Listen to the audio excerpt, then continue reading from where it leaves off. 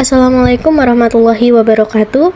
Kepada yang terhormat Ibu Sri Widayati SPD MPD selaku dosen pengampu mata kuliah pengembangan kognitif anak usia dini.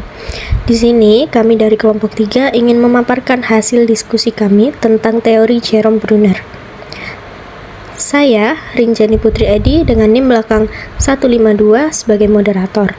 Dan teman-teman saya yaitu yang pertama ada Amanda Yunis Safara dengan NIM belakang 100, Sasabila Aryasa Suryandari dengan NIM belakang 153, Dania Marsyadela dengan NIM belakang 199, dan juga Adira Maria Ulfa dengan NIM belakang 228. Berikut materi yang dapat kami sampaikan. Jerome Seymour Bruner merupakan seorang psikolog Amerika Serikat. Beliau memberikan sebuah kontribusi signifikan terhadap psikologi kognitif manusia dan teori pembelajaran kognitif dalam psikologi pendidikan. Bruner merupakan seorang peneliti senior dari Fakultas Hukum Universitas New York yang lahir pada tanggal 1 Oktober tahun 1915 di New York City, Amerika Serikat dan meninggal pada tanggal 5 Juni 2016 di Manhattan, New York City di umur 100 tahun dan memiliki kebangsaan Amerika. Pendidikan yang pernah ditempuh oleh Bruner yaitu BA di Duke University pada tahun 1937, MA di Duke University pada tahun 1939, dan PhD di Harvard University pada tahun 1941. Karir dari Bruner sendiri yaitu Bruner pernah melakukan penelitian dan mengajar di Universitas Harvard, Universitas Oxford, dan Universitas New York. Yang kedua, Bruner pernah membuat sebuah kontribusi yang signifikan dalam psikologi kognitif dan teori pembelajaran kognitif dalam psikologi pendidikan.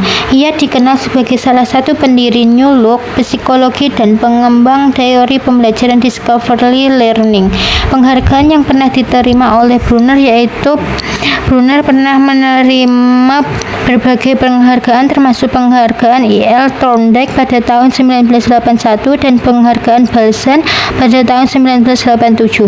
Bruner dikenal dikarenakan bermacam-macam penelitian yang telah beliau lakukan yaitu tentang berpikir, persepsi, belajar. Ia juga menulis beberapa buku yang berpengaruh dalam bidang psikologi seperti A Study of Thinking dan Acts of a Meaning. Yang selanjutnya yaitu adalah teori belajar penemuan Jerome Bruner mengenai landasan pengembangan kognitif. Jadi, Bruner berpendapat bahwa perkembangan bahasa siswa memiliki pengaruh yang signifikan terhadap perkembangan kognitif mereka. Jadi, ini sangat masuk akal karena bahasa memungkinkan kita untuk mengetahui lebih banyak tentang dunia. Jadi, perkembangan kognitif seseorang itu terdiri dari 3 tahap menurut Bruner yang ditentukan oleh cara seseorang melihat kondisi lingkungannya. Yang pertama adalah tahap enaktatif. Tahap enaktif yaitu tahap di mana seseorang melakukan aktivitas dalam upaya memahami lingkungannya. Tahap ini lebih dominan pada usia 5 hingga 7 tahun. Misalnya ketika seorang anak secara enaktif belajar menaiki sepeda. Yang kedua adalah tahap ikonik, yaitu tahap di mana seseorang melihat dunia melalui visualisasi atau dari gambar-gambar verbal. Misalnya ketika mereka mengenal konsep piramida dan lain-lain. Dan yang ketiga yaitu tahap simbolik, tahap yang dimana gagasan-gagasan abstrak banyak dipengaruhi oleh bahasa dan logika. Jadi misalkan pada pengenalan timbangan melalui permainan jongkang-jongkit. Dan menurut Bruner, untuk pengembangan kognitif pada siswa diperlukan proses transformasi informasi yang benar secara bertahap. Jadi tahap-tahapan tersebut menurutnya ada 3 tahap, yaitu yang pertama perolahan informasi yang merupakan tahap awal dari mana informasi yang diperoleh dari sumber luar dan dianggap sebagai ilmu pengetahuan. Tahap kedua adalah pengolahan informasi, yang merupakan tahap penyesuaian informasi yang telah diperoleh melalui pengklasifikasian tujuan. Tahap ketiga adalah pengawasan atau pemeriksaan. dari informasi yang telah diperoleh. Jadi, inti dari teori menurut Brenner yaitu memahami konsep, makna, dan hubungan melalui proses imajinatif dan penemuan aktif. Oke, selanjutnya ada penerapan teori Brunner pada pembelajaran anak usia dini. Yang pertama ada tahap enaktif. Tahap enaktif itu anak belajar melalui tindakan fisik, jadi seperti meraba, meraih, atau menggerakkan benda-benda yang ada di sekitarnya. Contohnya, anak belajar yang dimintai mengenali tekstur benda seperti kertas dengan melalui sentuhan. Kemudian ada guru yang memberikan perintah pada anak untuk menggabungkan 3 pulpen berwarna merah dan 1 pulpen warna lainnya. Lalu anak menghitung jumlah pulpen yang telah digabung. Kemudian ada tahap ikonik. Tahap ikonik yaitu anak mempelajari dunia di sekitarnya melalui media gambar atau visualisasi verbal. Contohnya, anak belajar mengenal sesuatu melalui bentuk perumpamaan, seperti gambar pizza yang telah dibelah menjadi bagian-bagian yang mewakili pecahan. Gunanya untuk mengajarkan konsep pecahan kepada anak. Kemudian yang ketiga ada tahap simbolik. Tahap simbolik yaitu anak telah mampu memiliki ide abstrak yang dipengaruhi oleh kemampuannya dalam berbahasa dan berlogika. Contohnya, anak dapat berkomunikasi melalui simbol, seperti anak dapat belajar menghitung dengan menggunakan angka-angka saja tanpa perlu gambar lagi. Selanjutnya ada kekuatan dan tantangan dari teori Jerome Bruner. Yang pertama ada kekuatan. Kekuatan pada teori Jerome Bruner adalah yang pertama, belajar bermakna. Maksud dari belajar bermakna di sini adalah belajar penemuan dapat digunakan untuk menguji apakah belajar sudah bermakna atau belum.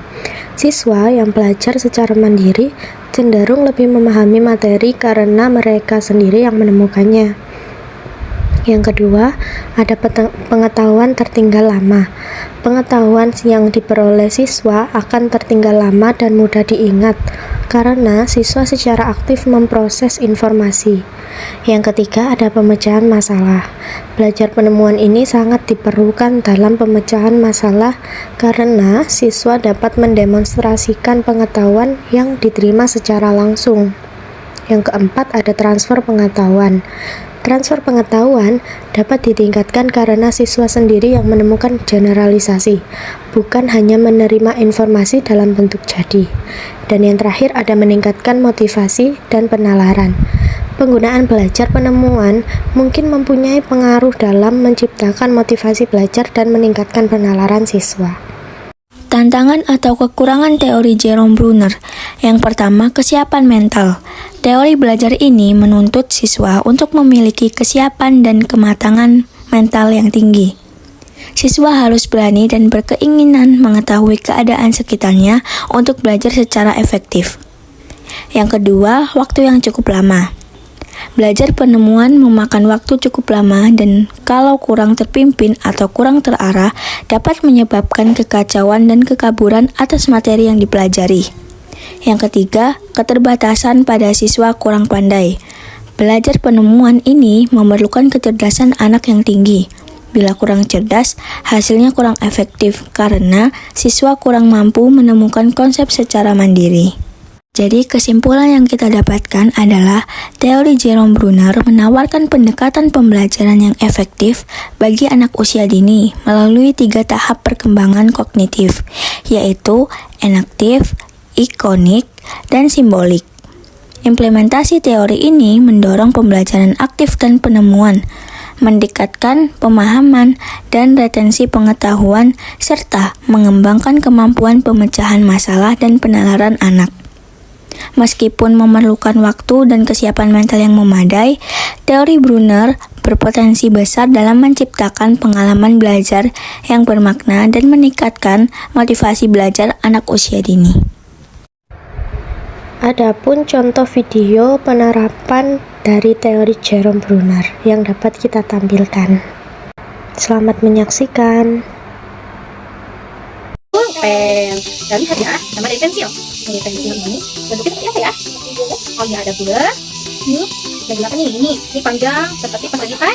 Ya, ini juga nih. Ini ada puncuknya. Ada ini seperti segi juga. Nah, lihat juga nih warna-warnanya warna apa aja ya? Warna apa aja? Hitam, biru. Oh iya, ada putihnya juga. Nah, pensil sekarang ada putihnya, ada pulpen banyak warnanya. Ini warna apa?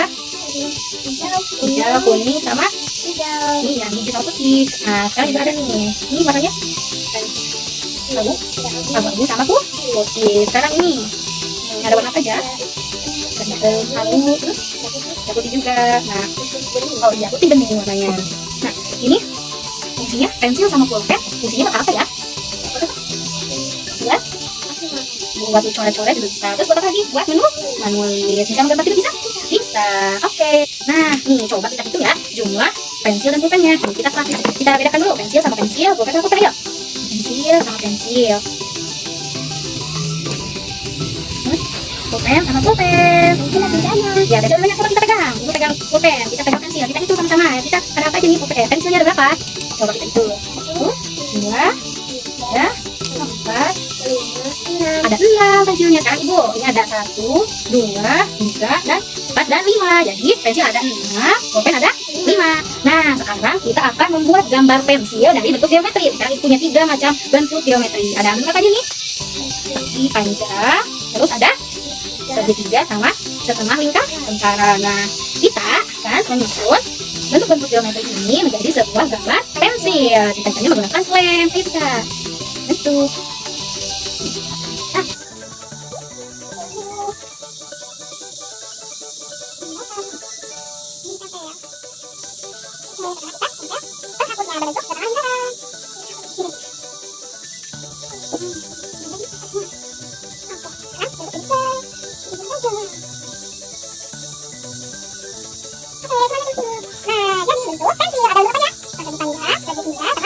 Nah, sekarang kita akan menghitung jumlah pensil dan pulpen melalui gambar. Nah, sini ada gambar pensil, juga ada gambar pulpen. Nah, kita hitung jumlah pensil dan pulpennya. Yuk, kita hitung sama jumlah pensil dulu. 1, 2, 3, 4, 5. Nah, kita tulis angka 5 di sini. Yuk, tulis angka 5. Nah, kita tulis angkanya di situ. Angka 5. Nah, coba lihat angkanya. Angka 5. Oke. Sekarang kita hitung jumlah pulpennya. Itu 1, 2, 3, 4, 5. Ada 2 juga, tulis angka 5. Oke, udah tulis kita. Nah, ini angka 5. Jadi pulpennya ada berapa? 5, pensil juga ada 5. Kita jumlahkan. Kita hitung semuanya. 1, 2, 3, 4, 5, 6, 7, 8, 9, 10. Jadi ada 30. Nah, sekarang kita akan menghitung jumlah pensil dan pulpen. Tapi beda dengan yang tadi. Sekarang kita misalnya ibu contohkan menghitung misalnya ini jadi 3 pensil dan 2 pulpen. Jadi ada berapa? Jadi ada 5. Nah, jadi kita akan menulisnya dan menghitungnya di kertas. Oke. Nah, sekarang ibu punya 2 pensil dan 3 pulpen. Nah, sekarang kita tulis dulu angka 2. Angka 2.